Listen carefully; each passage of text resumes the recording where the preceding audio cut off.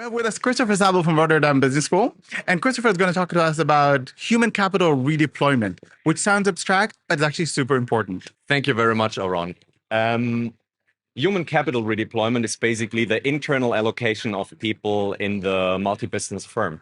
So what we are studying is if different types of redeployment actually lead to different outcomes of performance for the receiving unit. Let me give you an example that all of you can emphasize with.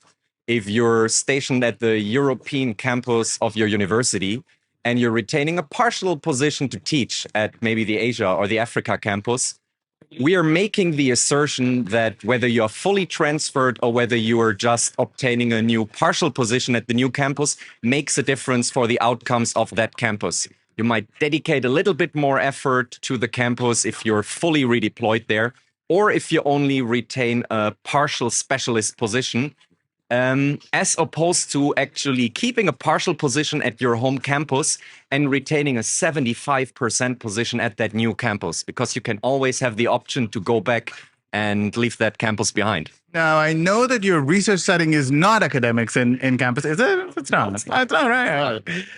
What research, what did you study this question in? And in a very high level sense, or actually detailed as much as you want, what are the findings of with that specific context? Yes, we're actually looking at newly established corporate spinouts.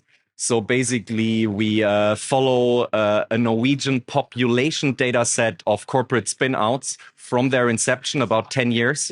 And we look at the redeployment of all types of employees on an annual basis throughout the spinout's lifetime. So we find that there are indeed differential effects on spinout performance and on spinout exit, depending on the type of redeployment.